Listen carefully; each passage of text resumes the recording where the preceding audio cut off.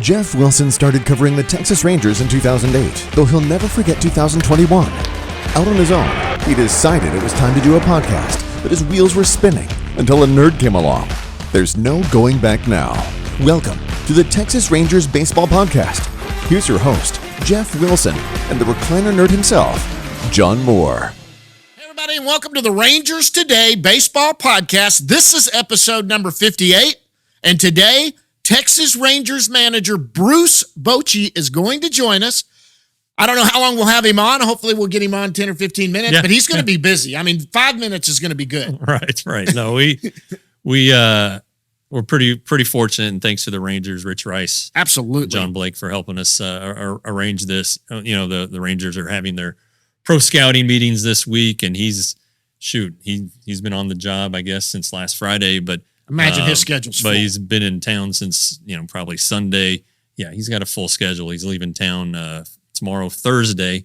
So yeah, busy guy. And those pro scouting meetings are sun up to sundown. I mean, they turn over every stone, or leave no stone uncovered, I guess is the proper phrase. But they're anyway, for him to be able to do that is great. And anyway, yeah, just looking forward to talking to him. Getting to know him. Seems like a great guy. Just talking to him Monday. Yeah, this isn't his first rodeo. No. He knows the ropes, and he's 67 now. He's been a baseball lifer. He did have a few years there.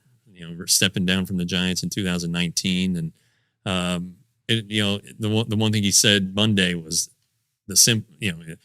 why are you doing this? And he said the simple answer is I missed the game. Sure. So you can't take the baseball out of the man. Nope. So anyway, yeah, looking forward to talking to him. A lot to discuss, and there's lots to discuss about the Rangers now that this is over.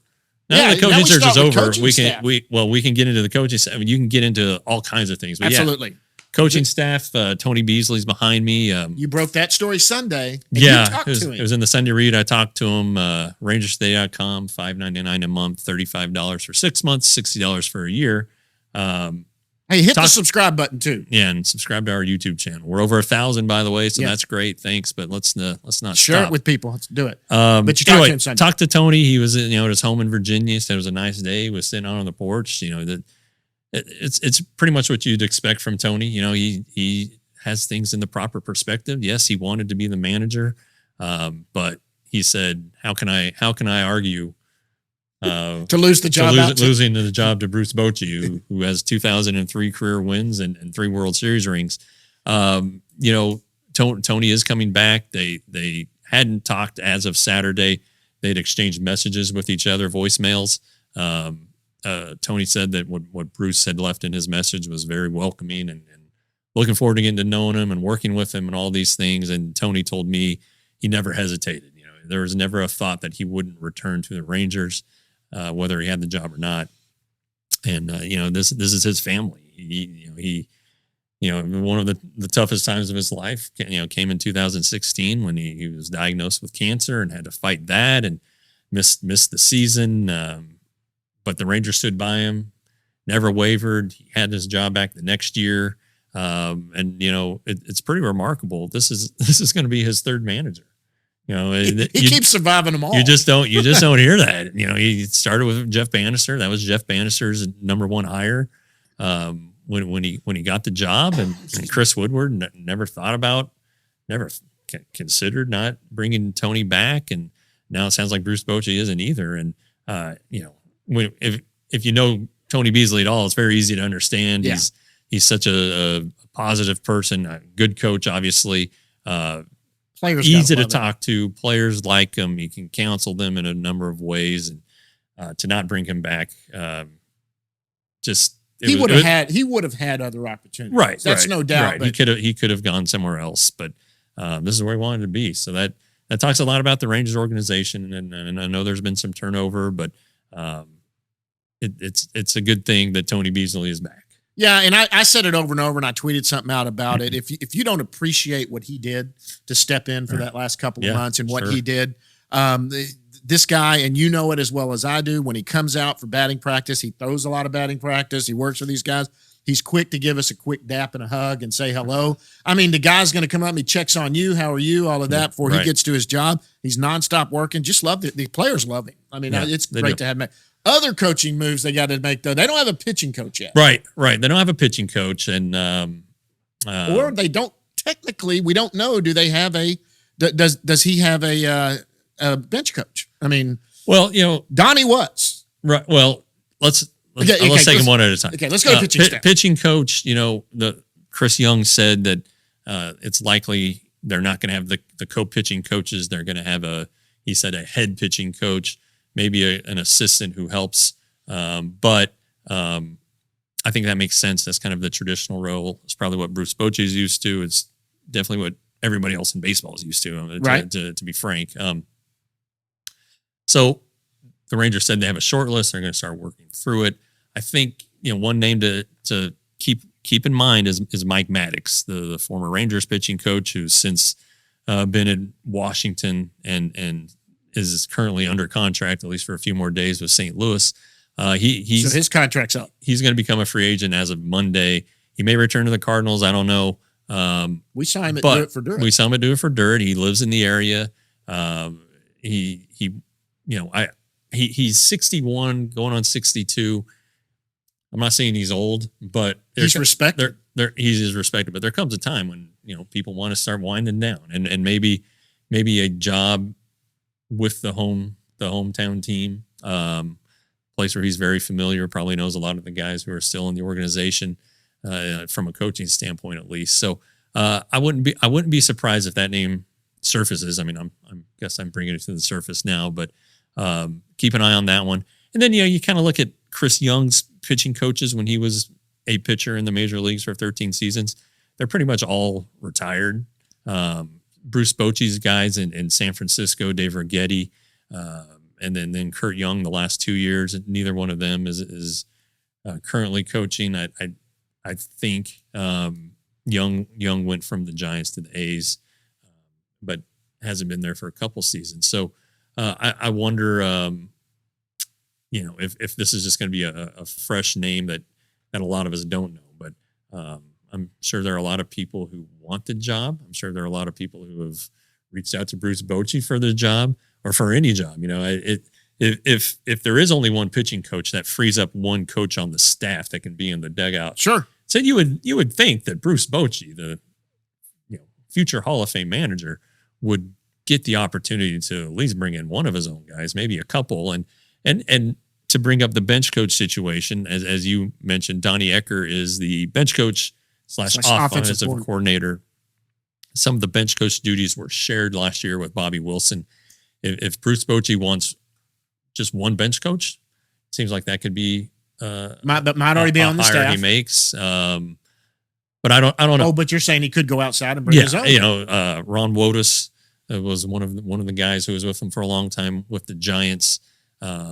Who just recently retired after the 2021 season. So maybe he still has the itch. I don't know, but that wouldn't be a far-flung idea, far-fetched idea. So there are, while Chris Young said that all the coaches who are invited back are coming back, I think there could be some shuffling of the deck, so to speak. Let me throw something. I'm the guy that does stupid ideas that come out there. Okay. Because when I do Armchair GM stuff, it's really outlandish and I do it as a fan and I go out way outside the line.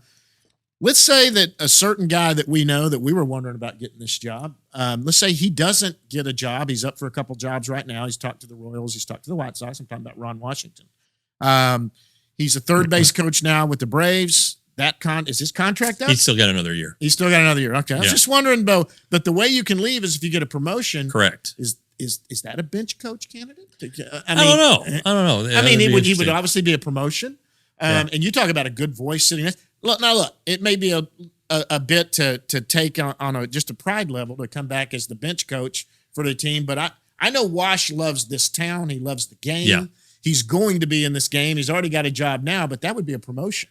It would be. That's an interesting idea. I mean, I would. So I'm just out there. I obviously would be all for it. Don't get me wrong. And maybe Tony Beasley comes back as the bench coach. Maybe Bobby Wilson is the bench coach. But Sure. I mean, Donnie Ecker was Both great guys too. and Donnie Ecker was at the press conference. So I mean, he's coming back. He's back. Yeah. But I don't know. I mean, we're just throwing stuff on the wall here. But Wash is a I don't know. The Braves are going to be good for a long time. Yeah, that's true.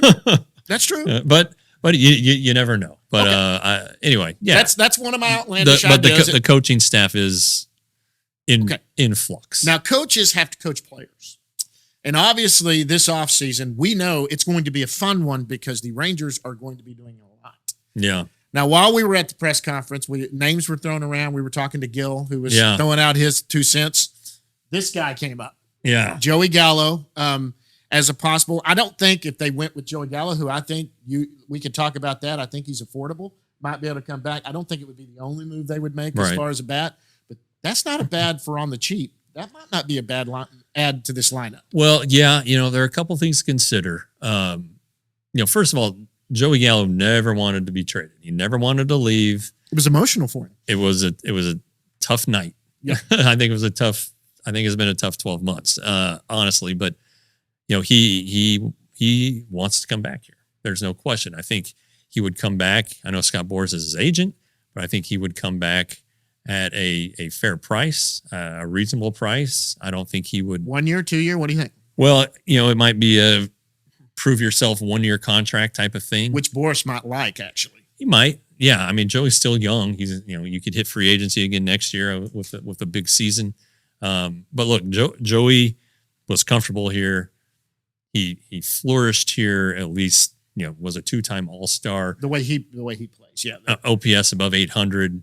He had 2 40 home run seasons. Right. He became more of a complete player once he moved to the outfield. He's a Gold Glove winning outfielder. The shift is banned. And that's interesting. That could boost his average. You hear ideas that a left fielder will come and play these Deadpool guys like Corey Seager and Joey Gallo, and maybe that's what happens. But it's at least intriguing, and it could turn a 208 average into 220. Yeah. It could turn a if the OPS 790 OPS to 810, but just where the game is, everybody knows, the long ball. I mean, you look at what the Astros have done this postseason. They haven't hit great, but they've hit very timely and critical home runs. Same thing for the Phillies. Look at that Game 5. Bryce Harper won it for him with a late home run. So you wonder, I know that Joey's kind of divisive with a lot of people because he doesn't make a ton of contact. But I think that he would be a good match for Donnie Ecker and their system because Joey, you cannot say that Joey Gallo can't identify pitches. He knows his balls from his strikes. He took walks. Yes. He just has the contact trouble. But anyway, it wouldn't surprise me. All right, I don't have that from anybody with the Rangers. Well, think about this lineup. It does make sense. In this lineup, they've basically got 1 through about 5, right? 1 through 4 or 5. Sure. If you're talking Joey Gallo hitting 6th or 7th, he's probably not going to go below 7th in a lineup playing that kind of defense in right field. You're probably looking at maybe him and right. He's played left, but between him and Adolis, going to right or left, you'd have 2 good outfielders with amazing arms. Yeah. Even Adolis could go to center, but I'm assuming that unless this one's moved, I don't know, maybe there's an Armchair GM talking about it. We're thinking Tavares will probably be in center field, who has proved himself. He kind of scuttled there a little bit at the end, but defensively and in the field, he played great. He really had a good season altogether. I don't think you expect much more than what Tavares did, but that outfield's pretty salty right there. When you're talking about you got Garcia, Gallo, Tavares in the outfield, that ain't bad. Well, one way to help a pitching staff is to improve the defense. Sure. And the Rangers need to improve their defense. And Bochy's he likes defense. He's into fundamentals and pitching it and catching it. If you have 3 excellent defensive outfielders, that saves you a lot of runs. And it's not always like a great diving catch or something like that. It's a play that Tavares made this year against Mike Trout, of all people, running into the gap, stopping the ball from getting to the wall, and throwing to second base to hold Mike Trout, who's not slow, to a single. Yep. And the Angels did not score in that inning. I mean, those are critical winning plays. Absolutely. a good defensive play isn't necessarily always going to be an out. So Right. that's what you can do to help your pitching staff. Now, Bubba Thompson is a very good defensive outfielder, and Bubba Thompson has a skill that very few people in baseball have, and he also held his own. You know, he obviously needs to get on base more, but his first call up, his first 2 months in the major leagues, were not a failure. No, not at all by any means. And you know, does he have to hit for more power? Did he have 7 bunt base hits? I mean, the guy just needs to.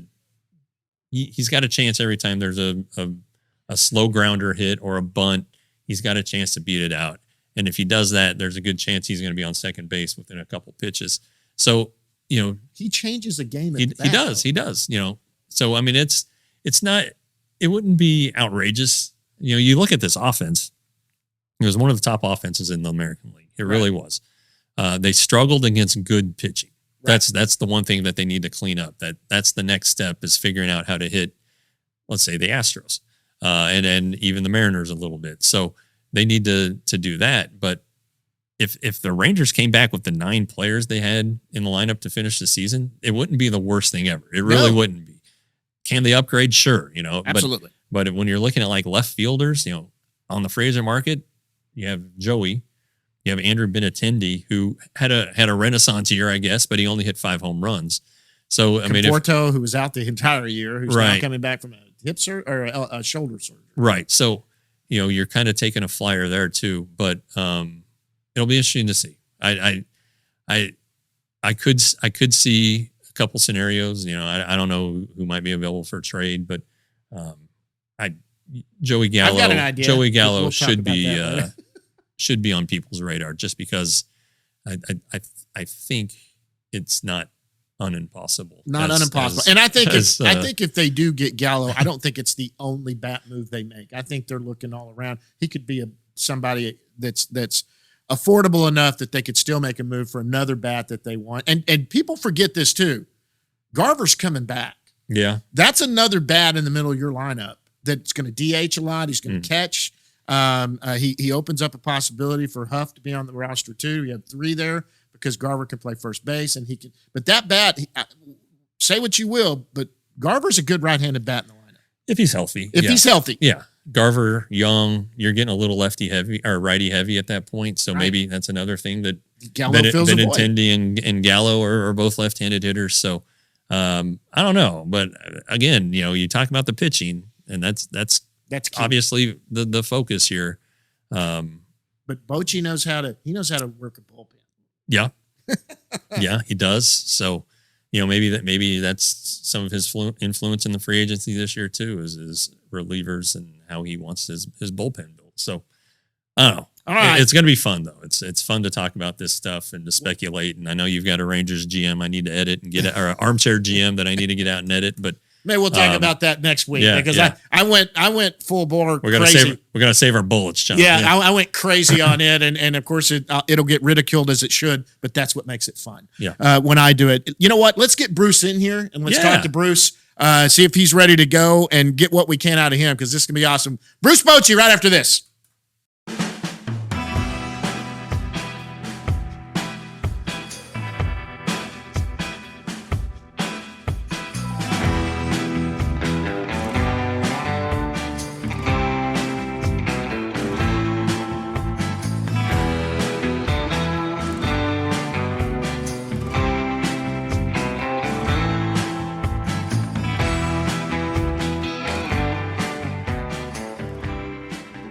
And joining us right now from Globe Life Field is Texas Rangers manager, new Texas Rangers manager, Bruce Bochy. Bruce, thanks so much for joining us, sir. It's good to be here. Thanks for having me on. So you're busy. I mean, you know, the news broke Friday. You're there Monday for the press conference, and I'm assuming you're diving right into those pro scouting meetings. So, what has been on your agenda? You know, I actually have been really busy. You know, the meetings are going on. I've enjoyed sitting in there and just getting to know, you know, a lot of our staff on the pro scouting side, our analysts, and just, you know, getting to know the players throughout the league, on both leagues, you know, just getting a feel again. And, I stepped down 3 years ago. I have been involved, going to the minor league affiliates and everything, but I still have some catching up to do, to be honest. But also, just getting around the town a little bit. Of course, my phone's been going crazy since all this happened, between friends and a lot of, good people looking for jobs too. So that goes Right. with the territory. But you know what? I've enjoyed it, and I'm excited. It's just good to be back in the dugout. Yeah. I mean, you said Monday that bottom line is you just missed baseball. What did you miss? I mean, being a manager is a grind. So what did you miss? Yeah, and there's not there's not too many things that I look back when I was managing that I thought was a grind, to be honest. I mean, you're really blessed to be doing what you're doing. That's why I looked at it as to be grateful. There's only 30 of these jobs, and I remember when I first started managing, I had that job on such a pedestal. I just couldn't believe that I was getting a chance to do it. And so that's how I look at it. And not as a grind.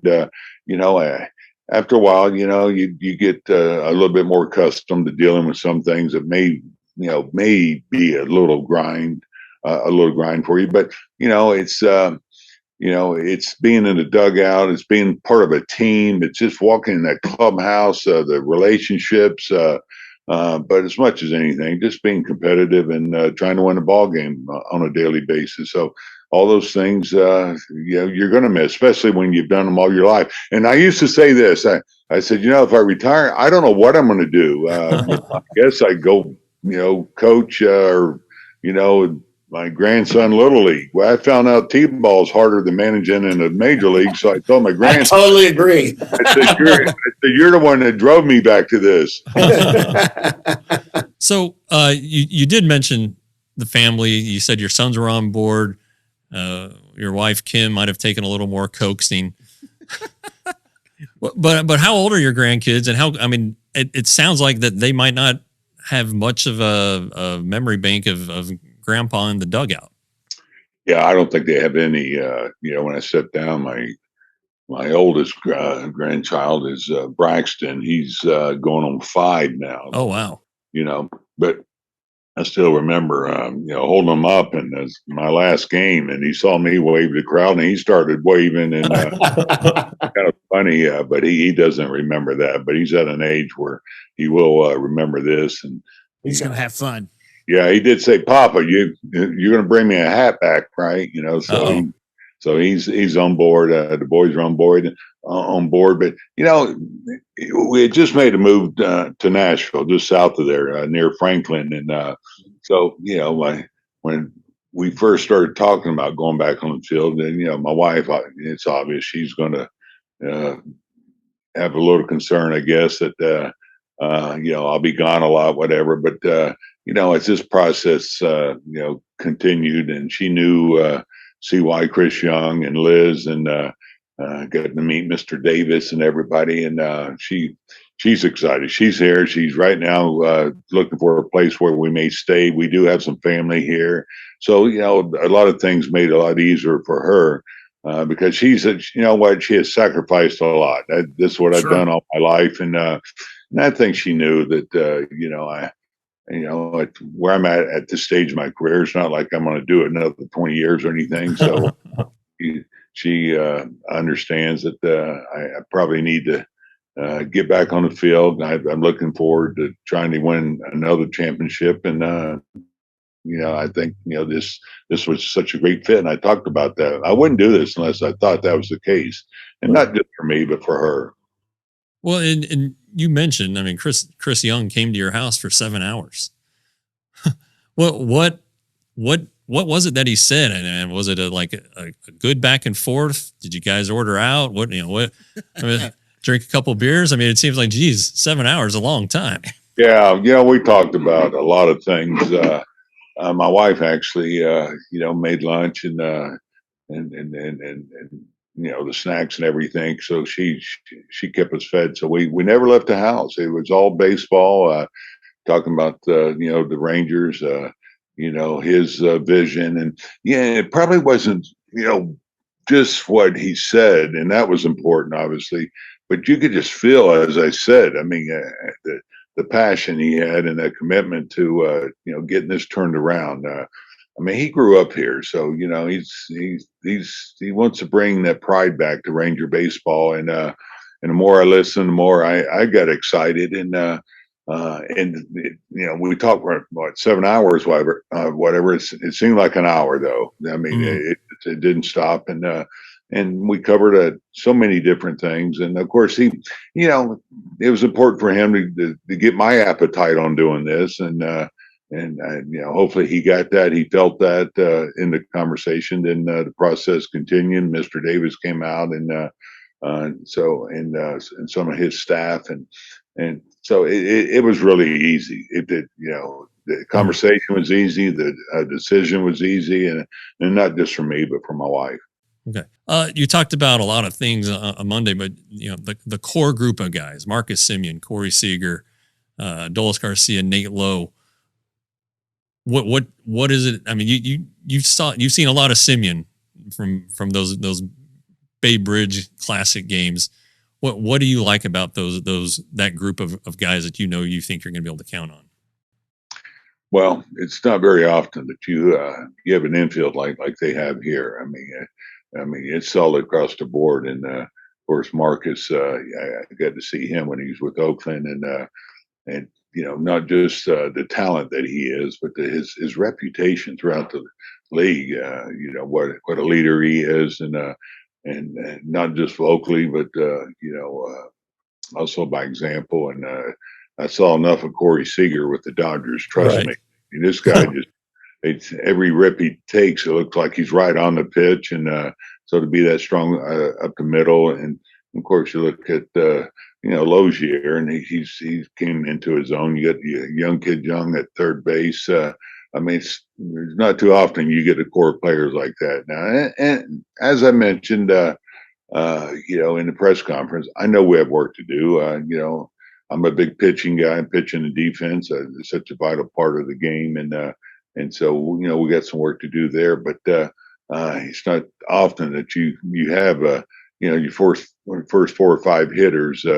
The core that we have, it's not that easy to find. And of course, Garcia, I mean, you look at the year he had, and what a great athlete he is. So I could see that the potential of this club was, I mean, it wasn't 3-4 years down the road. I'm talking about next year and beyond. This is how close I think they are to getting this turned around, and hopefully bring some pride to the Ranger fans, and find our way to playing winning baseball again, because it wasn't that long ago that you guys were wearing the horn, so to speak, in American League, and that's where we want to go. So, and you also mentioned the farm system. Both those Giants teams of yours were built on the farm system. Are there any? It sounds like you did your research on that. Are there any prospects that stand out in your mind that you're like, I'm looking forward to get my hand on this guy besides Josh Young? Yeah, you know what? I don't want to leave anybody out, but of course, you're going to look at some of this pitching. There's quite a few down in the system that are really exciting when you talk about them. But you start with a guy like Leiter and Kumar, what he's doing in the fall league right now. But it's and they get a lot of position players too, and they're not too far away. I know Wynn didn't have quite the year that he had hoped, but what's important for us is to have these guys come up, and that's what enables you to sustain that success. And but the pitching, I think you have to be really excited at what's just behind us, and these guys I think are going to be on a fast track once they get on the roll. And a guy like Leiter, that's a pretty good jump going right to Double-A. But I saw him at Vanderbilt, and I mean, this guy obviously he's going to be on a fast track when he gets locked in. One thing that didn't come up the other day, had you stayed retired, you likely would have been going to the Hall of Fame next year. Was that in your mind at all? No, I'll be honest. It didn't, but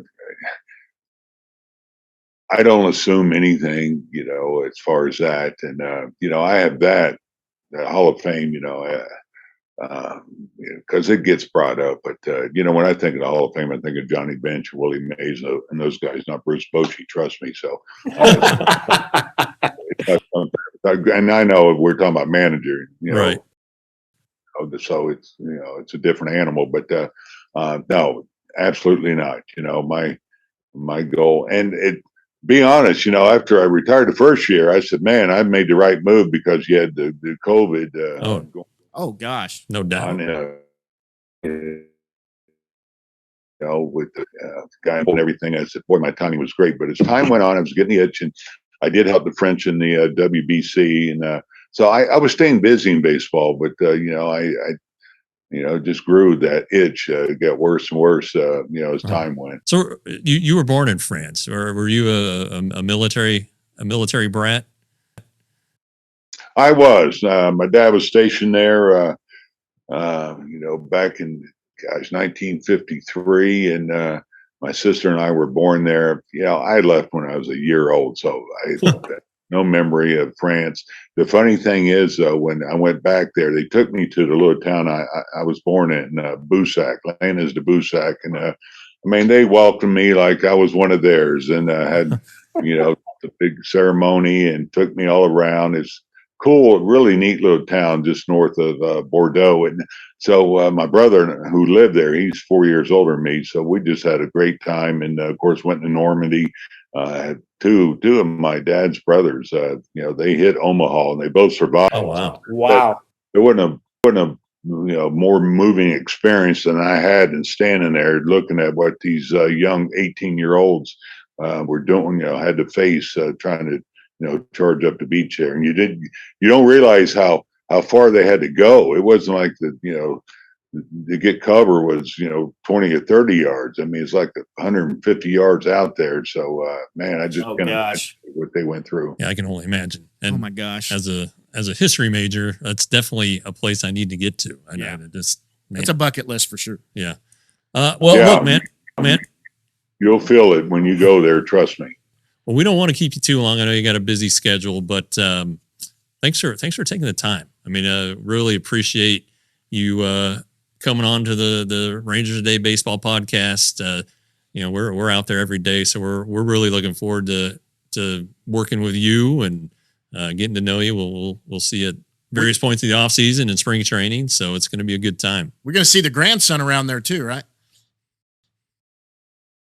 Oh yeah, you'll see Braxton. Yeah, you'll see him. He'll take over too, man. He's aggressive. He's assertive. But no, and hey, back at you. I look forward to seeing you guys and getting to know you. And again, just pumped to be here. And it's been a busy 3-4 days, but it's a very, very exciting time for myself and my family. So thanks for having me on. It's good chatting with you guys. Thank you. That's Bruce Bochy, Texas Rangers manager. Bruce, thanks so much for joining us. We'll see you out there at the yard.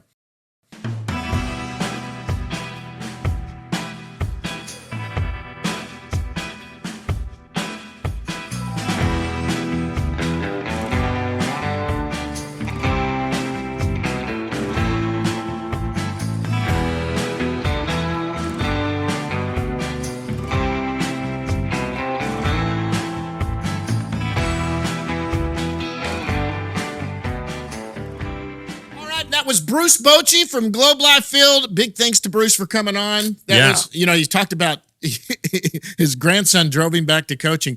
I coached T-ball. Yeah. And he said his grandson Braxton, he coached him. I'm telling you right now, I spent half a practice, the first practice I ever coached, just trying to get him to sit in a circle. I could imagine how nice it would be to be back with the adults, teaching them how to play. Because hey, volunteer coaches for Little League are some of the best people in the world that will take that on. Yeah. You've done it. Yeah, Tom Grieve is coaching one of his grandkids right now. So I mean, it's T-ball. compared to coaching at an older age is a different thing. Right. No, the T-ball, I remember the last coaching search. I wrote a story while coaching in the third base of one of my son's T-ball games. I think it was actually coach pitch, but it was only like station to station was the rules. So I didn't have much to do. So I was writing and anyway, good for Braxton. I think this is gonna be exciting for this will be him great and for your granddad to build do some this. memories and Papa, I think he calls him. yeah, Papa. he's gonna have a Rangers hat as soon as he gets home. So that'll get him started young. Absolutely. And now, guys, we're down in the bus leagues. That's what we're going back down to. We got to go down in the bus leagues. You wanted to talk about a couple of guys and things going on. You got Evan Carter behind you. Yeah, when Bruce Bochy, you heard him talk about the farm system, and it was one of the things that excited him the most because he believes, and that's the Rangers' vision, and really every team believes this, that a farm system sustains your success. You have long-term success when you have a very good and productive farm system. And it's depth. Yeah, it is depth. And currency. But in currency, sure, but there's quality depth, there. And so I got to thinking in 2021 or 2020 offseason for 2021, I wrote the Rangers chapter for the Baseball America Prospect Handbook.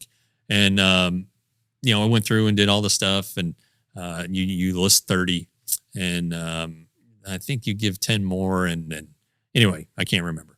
But I do remember that Baseball America had the Rangers at the start of the 2021 season with the 24th best farm system. Yeah. Oh, wow. I remember that. Yeah. Yeah. Their midseason rankings this year, they had them 6th. And the Rangers think that's low, but of course they do. Anyway, Evan Carter was coming off the draft. Right. He was not in the top 10. I had him right around 15, somewhere there. Owen White had not pitched because he was coming off of Tommy John surgery. Right. He was either late in my top 20 or early in, or the late, like just the late teens or the early 20s. Right. So the farm system had a lot of room to improve. But they also had to add players. And as I recall, my top 3 that year, my top 5 were Young, Sam Huff, Leody Taveras, who was coming off his little brief stint in 2020, Colwyn and Justin Foscue. Right. Those 4, Sam Huff has graduated from List, so is Taveras. So, those 3 are still young. Foscue and Wynn are still around. But, you look at the infusion of talent since then. On our list that we did last offseason, Josh Smith and Ezekiel Duran, who've both run out of rookie status now, but they were on the list. You had Dustin Harris was not on that list back then. Right. I remember debating whether to put Marcus Smith, who was the headliner of that trade, into the top 30 or not.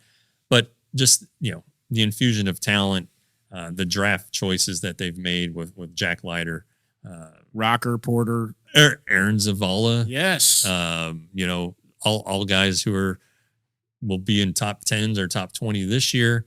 Then you look at what they've done internationally with Anthony Gutierrez and Cuevo, or how do you say Daniel Cueva, Gilder Figueroa, Jason Morobel. Max Acosta had a nice rebound year this year. So, you really kind of look at this farm system and how far it's come, and you can realize why Bruce Bochy was so intrigued by it. And, you heard him mention there the top 3 arms are probably Leiter, Rocker, Wynn. Brock Porter's probably a ways away, and I know how much you love Owen White, who's going to be hard charging and ready to go too. Rule 5 guy, so he'll be on the 40-man. He'll be in big league camp. A lot of big 40-man spots. This is going to be that's a big deal. So the farm system's going to be in flux probably until that Thursday of the winter meetings. That's when they have the Rule 5 draft. So there'll be some hairy moments there. Some of these guys may get traded before then. For teams that need that are ready to put them on their 40-man, or guys who are going to be 40-man eligible next year. Those guys will get traded too. Yeah. So it's that's like why Hans Krause was traded in the Ian Kennedy, Kyle Gibson, Spencer Howard trade. Hans Krause was traded because he was going to be eligible for the Rule 5 that year, and the Rangers weren't sure if they were going to have a spot for him. So that opened it up. Anyway, the farm system's much better than it was 2 years ago. And if this had happened 2 years ago with the farm system the way it was then, would Bruce Bochy would he have taken a job if offered it then? The farm system is to the point now where guys who believe in baseball and know how an organization should be run properly, the farm system excites them. And that's a big deal. Well, think about when Woody was hired. I mean, when that job search was open, and let's say Bruce Bochy had already retired, was out of the game, I don't think the Ranger job is as attractive back then. Right. I mean, look, Chris Woodward walked into a very tough situation. He walked into the middle of a rebuild. This is certainly not on Chris Woodward. I mean, they needed the change. It's great, but he walked into a tough situation when he took the job. Yeah, 2019, the Rangers weren't terrible. No. But they didn't have a lot of depth or a lot of help. Right. From the minors. I mean, Tavares wasn't there yet. That was the year they drafted Young and Wenzel. And so it's yeah, I mean, the cupboard was pretty bare. I mean, 2015 and 16, they made so many trades to help fuel those title runs. The Cole Hamels deal, the Jonathan McCoy trade, the trade for Carlos Beltran, even cost them their first round pick from the previous year. So they had, and you just can't get that overnight. Nope. You just can't get it back. You have to go through a situation like the Rangers decided to go through in 20, where you start making trades and then getting rid of the guys. They traded Mike Minor during the season. They traded Lance Lynn in the offseason. And then 2021 hits, they trade Joey Gallo. Right. They traded Kennedy and Gibson. So that's where the talent comes. And when you're crappy, you get good draft picks. Yeah. You get that's where you get Jack Leiter and Kumar Rocker. So, there's this year. It's a process. This year we don't know yet because of the lottery thing, and there's a chance they could be in the top 6. I guess they even have a chance at the number 1 overall pick. That also will happen at the winter meetings. So it'll be interesting to see. But yeah, that's how Tampa Bay got good. Tampa Bay was so bad for so long, but that's how Houston got good. Sure, exactly. That's how Houston got good, and they even had some misses in the first round. So yeah. But I mean. They had a lot of hits too. So I just think that where the farm system is, and if you have been reading Rangers Today since its inception, we've been hitting the farm system really hard, and we've had a lot of guests on a lot of the guests on this show are last week. Our top prospects are guys who are coming up, like Cody Freeman last week, 4th round pick in that 2019 draft. So. And again, this isn't like the NFL or the NBA where they just step in and are expected to produce. No, they have to go through it. They have to go through it. They have to learn. They have to, and it's just a different ballgame at the major league level. And we had on every top 30 except for the ones that maybe don't speak good English. We've had every top 30 prospect on that's from the States or speaks good English. The ones that haven't, it's just because of we've talked to every one of them. Sure. I mean, at spring training, you've talked through interpreters with every single one of them. It's just coming on the show sometimes, not speaking great English. I mean, it's a little intimidating. It's putting him in a tough spot. We had Martin Perez on, but he's been in the United States for a long time now, and his English is just fine. So, hopefully, Leody Tavares has gotten comfortable with English. I don't know if he's podcast comfortable yet, but we'll see. But we'll try to test that out next year. But anyway, the farm system, there's a reason why Bruce Bochy was drawn to it, because it's good. And that's why we keep this down in the bus leagues segment here, is because Arizona Fall League is going on right. How much more time do they have? They have another couple weeks. It started October 4th, so they still have until mid-November. Mid-November. Okay. So they still have a few more weeks of that going on. Anything else before we get out of here? No. Again, $5.99. RangersToday.com, $5.99 a month, $35 for 6 months, $60 for a year. I mean, it's what is today? The 26th? Yes. Season ended the 5th. I've written every weekday. Every day. I've written every day but Saturday. And I think I even got a Saturday in there. So the content is steady. This show doesn't take a break, maybe a little bit around the holidays, but even then we record ahead and still get the episodes out. So, now the website, you get all the stories that are behind the paywall. Right. This channel, this YouTube channel is free. Hit that subscribe You button. subscribe to it. You don't miss anything. It's good stuff, man. That's all I got to say. And for $6 a month, you're doing yourself a favor if you're a Rangers fan. Look, this is dedicated to Texas Ranger stuff. Yeah. Period. Yeah. We're going to have past players are going to come on, like Colby Freeman who came on. Colby Lewis. David Murphy's been on. David Murphy's been on. We've already talked with Young and Kinsler, who plan on coming on in the future time. We've got access to all of these. So this is Texas Ranger heavy, and that's all it is. If you're a Texas Ranger, you need to be giving this to any one of your family members who are big Ranger fans. Yeah. And I'm telling you, they can reach out to us, and I will answer. If you reach out to me, I'll answer a question or get it answered for you. If I'm the idiot that doesn't know, I'll ask the brain over here.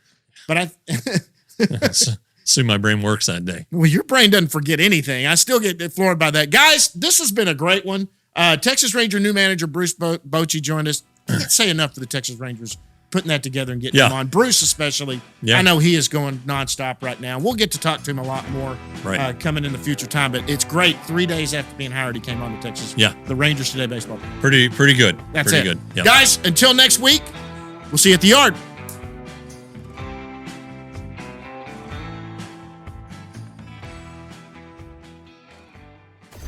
Roxo Media House.